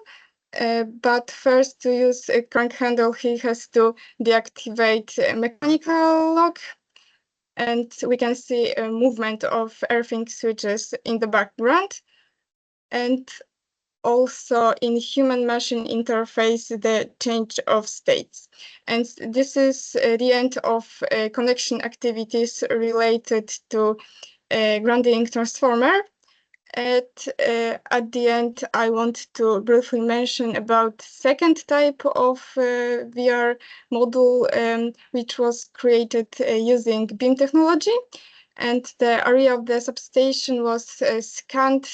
We received in this way a point cloud. And the point cloud is a set of points in 3-dimensional space. So this is the same substation we saw in previous video, but in this model, the task is to extinguish the fire of transformer unit. At the beginning, user player switched off circuit breaker at the control cabinet in transformer bay, and then he went on to find fire extinguishers. So to sum up, the comparing virtual walk to project made using beam technology. The virtual walk allows user to move only at selected points, which is the disadvantage, but it reflects reality much more better and realistic. This all from me today. Thank you very much.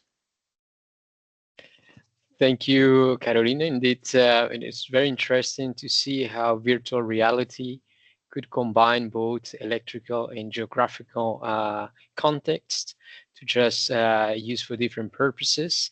In this case, combining also switching features for field operators. So it is very interesting to which extent also the applications of digital twin can support different areas in the value chain of electricity grids. So now we will have Andres Peck. He comes from ELES, our DSO in Slovenia. Please, Andre, the floor is yours. Thank you. Good afternoon to everyone. As Omar already said, I came from Slovenian company ELES, which is Slovenian combined operator. This means that we are TSO and DSO operator. I'm from the strategic innovation department, which is dealing with digitalization and other strategic innovation things. According to our national legislation, we are also responsible for the development of the charging parks. This is development of the areas during the motorways where CPOs will be able to build fast charging infrastructure for the EV. Since it's quite hard to set into the landscape new objects, we start to thinking how to help with some tool that we will optimize the location of these charging parks. Since we noticed that there is uncoordinated development, there is no optimization between motorways and the TSO grid, and we want to push forward the development of those parks. That's why we decided to next slide, please. We decided to build digital tool, which aim was to make optimized to set optimized development of these charging parks according to the current grid status.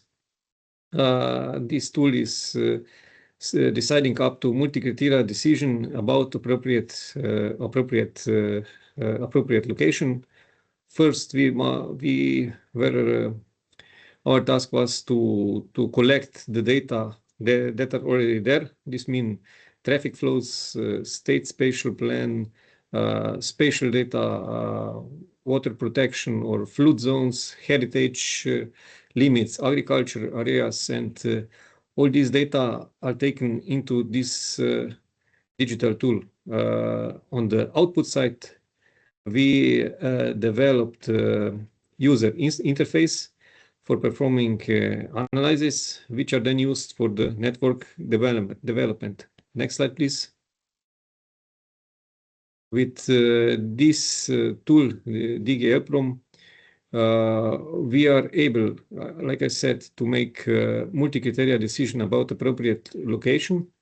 We are able to make predictions of the traffic on the output for the future. And also connected to this traffic prediction, we are also able to simulate flow predictions in the grid. And also we are able to make some scenarios. This means if we add charging park at some point, or to add batteries, or if we add some production, what this means for our grid. Next slide, please. This is result showing according to the criteria which were set, for example, spatial data about local detail plane of the landscape, about spatial about slope of the terrain and other things. Where are the appropriate locations for the charging parks around our capital city? Here we see the ring around our capital city, and with red marked there are parcels where it's possible and where it's appropriate to build charging parks with very little infrastructure change in TSO grid. Next slide, please. We are planning to do also interface for the EV users. The challenge is integration of the results into our existing planning tools. We are also planning that this tool will be available for local communities in the end, that they will be able to check where it's the most appropriate and where can they build very fast without any reconstruction, with little reconstruction also in the distribution side, and they will be able to plan more efficiency and more in harmony with our grid, where the location of the charging infrastructure is most appropriate. We are also planning to integrate information about renewable production and also the price signals, and this will be converted then to the end users, and they will be able to choose when is the most appropriate to charge their vehicles. Thank you for your attention. Thank you, Andrea. Thank you very much indeed. Very interesting use case as well in Slovenia, trying to combine sector coupling planning activities for EV charging facilities and combined with grid conditions and even market pricing as incentive. So thank you very much. Indeed, very, very useful and interesting use case. Now we will have Florian Schmichte. He will present, he is coming from Germany and presenting our intelligent grid platform case on E.ON side. Please, Florian, the floor is yours. Yes, thank you, Omar. So also good afternoon, everyone from my side. Today, I will introduce how we are helping DSOs redefine the future of grid planning and operations through a digital twin approach in our intelligent grid platform. So as energy systems become more complex, integrating renewable sources and managing decentralized resources become essential. Then on the next slide, the traditional planning processes are under growing pressure. So projects are increasingly interconnected and leading to cascading dependencies across planning timelines. And DSOs face serious resource constraints, and manual workflow compound those issues. And expert tools are used in silos, and there's a growing uncertainty about how future developments will impact the grid. In the medium and the low voltage grids so the medium and low voltage grids now require joint planning. Non-wire alternatives must be considered. So in short, our legacy processes aren't keeping up with modern demands. And therefore, on the next slide, let's zoom in one specific pain point, which is the grid connection process we are addressing. And the information shown here are based on a survey we have done with multiple DSO. So currently, connection processes involve many isolated and also manual steps across various IT systems. So from assessing responsibilities to running simulations, evaluating options, and achieving results. And each request can consume up to 8 hours of work. And tools like Excel, GIS, and grid simulation software are used in fragmented ways, which increase workload and error risk. Clearly, there is a need for a streamlined and integrated approach, and that's where our solution then begins. So on the next slide, you can see our grid hub as a basis, which brings together planning and grid operation. And it acts as a central digital twin, aggregating and synchronizing grid model data from across different systems like ERP, GIS, and customer portals, and aggregate them together via a data shipper in this digital twin approach. And then it can be connected via APIs with third-party softwares or with our internal applications, such as for grid planning, online connection check, and also grid monitoring for grid operation. So by unifying planning and operations based on a single digital twin, we create a shared and up-to-date understanding of grid conditions and capabilities.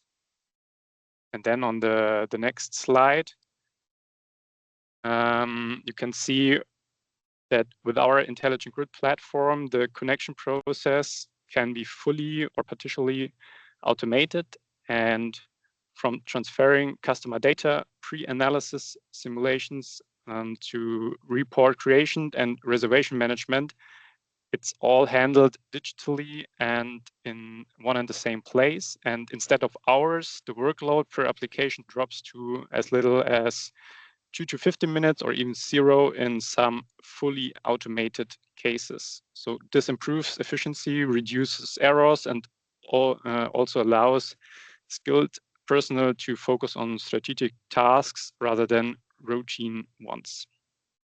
And when you go then to the next slide, as I said before, with this digital twin integration, the DSOs gain full transparency and control, and they can proactively answer critical questions from both perspectives, from the planning and from the operation perspective, which are becoming more close together. And those questions, for example, are where are the bottlenecks in my grid? What will the future grid demand look like? How do planned measures interact? And what's the actual criticality of grid assets? And these insights empower DSOs to make better planning decisions and also future-proof their grids and optimize both maintenance and operation strategies based on data sets. When you go to the next slide, the focus in this short presentation first was on the planning side, but also some outlook on the operation side. So the digital twin-based solution combines planning and operation using the same live data foundation. And with features like real-time grid monitoring and automated switching, outage management, and field data feedback, the DSOs can respond dynamically to grid changes, and the platform in general supports ongoing improvements in data quality and enabling continuous adaptation to evolving grid demands. And just to sum it up here, the digital twin-based IGP offers then a scalable approach for DSO to manage the growing complexity of the energy systems. So for the moment, thank you very much for the attention. And yeah, if there is time for questions, of course, I can answer those. Great. Thank you, Florian, and thank you all of the other experts for the insightful presentations. I think we won't be having a dedicated Q&A, but I invite all of the audience members to ask their questions in Slido, and at the same time, all the speakers to respond to those questions on the Slido tool. With this, I would like to move to the next part, the road ahead. And so basically, we are moving towards the concluding presentation of our main agenda. And this is where we will dive into what are the required measures, the use cases, and the roadmap. So to guide us through this forward-looking perspective, I'm pleased to welcome two leading figures who have been central to all of the discussions so far. First, Anna, who's the chair of Digitalization of Energy Action Plan at ENTSO, and then Flor, who is also the chair from the DSO entity side. Anna and Flor, we are eager to hear your vision on the road ahead, so the floor is yours. Thanks. I guess I start by giving a short presentation on what is ahead of us in this joint task force. So a SAGE, that's a joint project between DSOs and TSO, which should end by end of this year. So we are now reaching the last phase of the project. We are currently working on use cases still. I think it was said many times that everything should be use case based. So they do reflect business and grids needs, and there's a driver for any changes in system and processes. So we are working on that. We are now prioritizing the use cases in each of the 3 clusters which have been presented to you at the beginning of our discussion. And we specifically try to build up on the European funding Twin EU projects use cases, but not exclusively. And we will be looking next into the gaps and how we can cross-fertilize our 2 approaches. In the next phase of the project, we will develop a digital twin concept by, I think we should, yeah, thanks. Concept by identifying user, functional and technical needs for the deployment of this digital twin solution and detail all major integration requirements. And then in the next step of the project, and that's going to be our final deliverable, we will issue a roadmap by end of this year, a strategic roadmap, and it will be a sequence of actions starting with immediate operational issues while building long-term goals. For instance, we discussed a lot on it, so about it, so for interoperability, resilience, and collaborative solution across stakeholders. So in a nutshell, this is what we are planning to do. But as said, so we are still working on the use cases and on prioritizing them. Thanks, and I will give the floor to Henna. And are you still there? Thank you, Fleur. Yes, thank you. So I would like thank you for this presentation, introducing our new workstream ahead of us. I mean the use case, and then of course the roadmap preparations, that this is the ultimate goal for this joint task force. Here I would like to dive a bit more into some technical aspects that we see ahead of us, also providing challenges that we would like to address during our discussions, during our expert work within the joint task force DSO.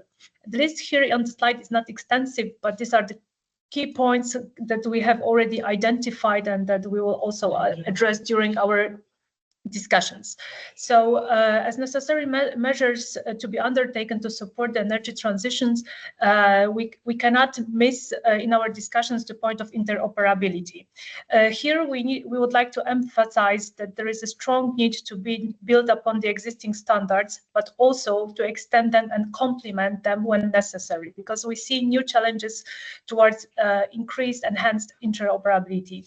The goal would be to discuss, to provide a legal framework to support the enhanced standardization, and we see the strong necessity for a trusted framework, or for further trusted frameworks for data sharing that would improve power grid, but with this strong assumption of respecting business sensitivities, ensuring security of critical infrastructure that system operators deal with, and also with complying with privacy laws. But also with interoperability, we also see a challenge within our organizations, both on TSO side and also on DSO side, how to make legacy systems interoperable among each other, but also with new applications coming into play, with new modules being developed and also deployed. So these are the challenges we are facing within our organizations in terms of more technical aspects. Another feature is also functional safety versus or toward cybersecurity, and all of that's taken into account towards better system resilience. Here we think that we have this opinion that we need to build up understanding what is the relation between cybersecurity that we all value, of course, and we understand its meaning, but what is the relation with the functional safety? By saying that, I mean that the focus here within our work, within our discussion, needs to be on system operations continuity. So we need to have the system simply running, that the system will not fail completely in the case of an event or an error. So we need to continue its operation. And here I'm looking at two maybe still emergent technologies or already proven to be successful and helpful for our challenges. I mean, digital twins and, of course, AI. So we observe that there is a common effort from system operators needed towards federated digital twins when needed, when necessary, when we identify the relevant use cases. So this is like a sort of a anchor towards our new work stream. I mean, the use cases work stream that Flor has already introduced. But we also observe, I hope you have this impression today during the webinar, that there is a strong need for enhanced cooperation between manufacturers and network operators for the digital solutions. And also we can think about digital twins as a fantastic basis for creation of new AI applications to support the power system operation.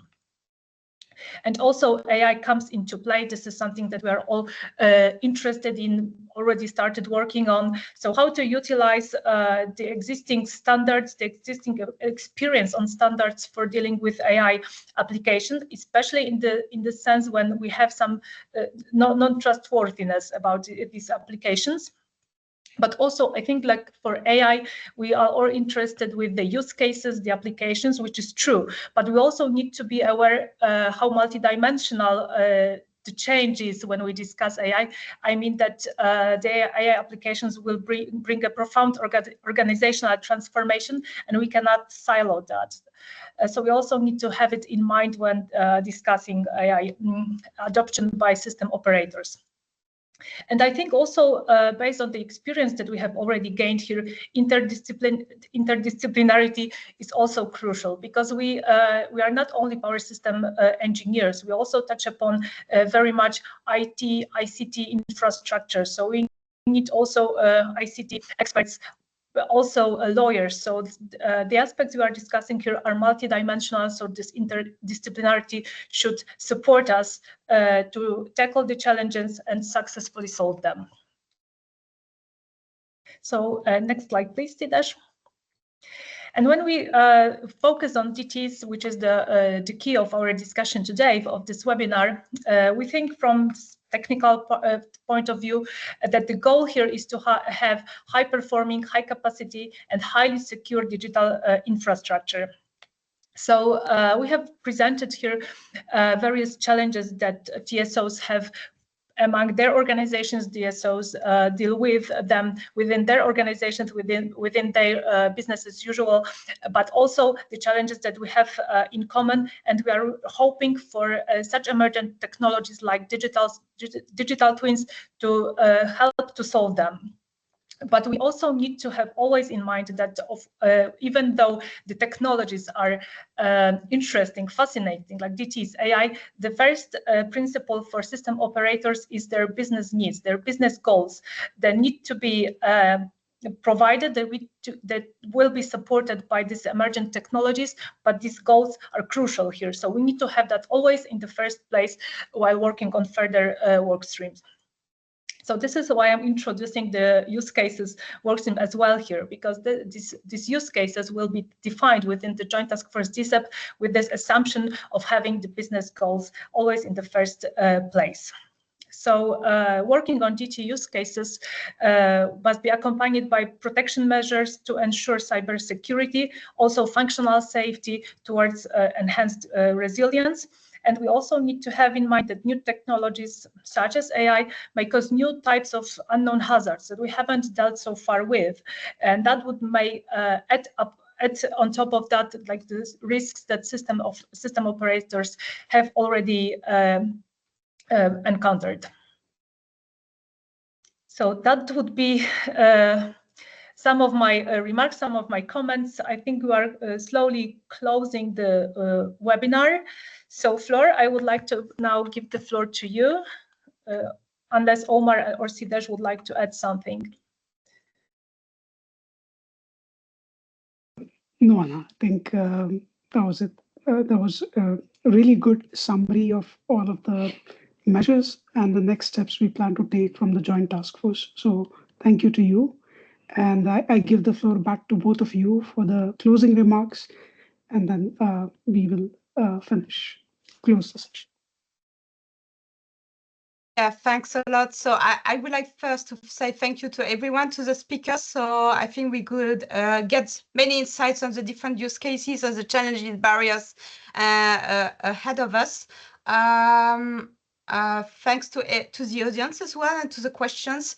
As a closing remark, I think so we could provide some kind of glimpse into our current work and what is ahead of us. I hope you understand that we take it very seriously. We consider that digital twins are here to support grid reliability, while at the same time we need to embrace local specificities. I think it was stressed many times that developing new technology requires as well to strike a practical balance between innovation and safety and security. I would add on that one. I know that it was not really touched upon in our discussion, but equally important is that along with solving concrete needs, we need also to make sure that we have a viable business case for digital twins, alike for every technologies, and therefore adequate regulatory framework supportive innovative solutions are essentials for both TSOs and DSOs. And I like to emphasize again that, and I think it was already mentioned by Anna, to work on technology, especially on digital twin, requires some kind of ecosystem partnership. So we will continue working hard together with TSOs in this joint task force and beyond, because we have our advisory board, and we are very confident that our shared efforts will be laying the foundation for a future-proof, more resilient and more resilient European energy system. I stop here. Maybe Anna, you would like to say a few more words on that, and again, thank you to everyone. Yes, I would like to thank also from my side, first of all, for the participation and discussion today during the webinar. But I would like to also acknowledge the Secretariat support from both sides, Sidesh and Omar, because they really have done so much to prepare the webinar. That was really fantastic work, very professional, to guide us so that we get here with hopefully success, and that you all enjoyed the event. But speaking of further work stream, as Flor mentioned, we are focusing now on use cases. I would like to acknowledge the experts that work within this work stream. As had been mentioned at the beginning of the webinar, we have identified 3 high-level use cases, like the 3 clusters that we are working within now. So the experts are highly engaged, and I'm sure that during the next event that we will repeat dedicated to use cases, you will find out a very interesting summary of the results of our workstream dedicated to use cases. So thanks for this engagement, thanks for your expertise. And I think that like this joint task force, DSO brings excellent experts from all the stakeholders. And here we would like to emphasize that this cooperation is crucial for us, because I would like to, probably some of you know my citation, but I really like this site of Håkon Borgen, the previous RDIC meeting, is that the statement that the future will not be just an extrapolation of the present. So like the future of energy system due to energy transition challenges will bring a whole new future, a whole new quality. So in order to tackle that, in order to fulfill our energy transition goals, we need to work together, not only within the TSOs community. No, we need to cooperate. TSOs, DSOs, and also other stakeholders, manufacturers, welcome on board for our discussions. So cooperation is crucial for us. So with that, I would like to thank you for your attention. Thanks. Thank you. Thank you, Anna. Thank you, Flor, for a very insightful overview and the path forward. It is clear that collaboration, strategic focus on key use cases, as well as roadmap are essential as we continue this journey. Once again, finally, on behalf of ENTSO and DSO entity, we want to thank all of our speakers who generously shared their time and their expertise. And a special thank you to my colleague from the DSO entity, as well as my colleague in ENTSO. And finally, thank you to all of the attendees for your participation and for your thoughtful questions on Slido and dedicating your time to be with us today. And with that, we draw today's session to a close. So thank you. Thank you, everybody. Thanks. Thank you. Goodbye. Goodbye. Thank you for participation and discussing. Thanks. Yeah, thanks Bye-bye. for the discussion.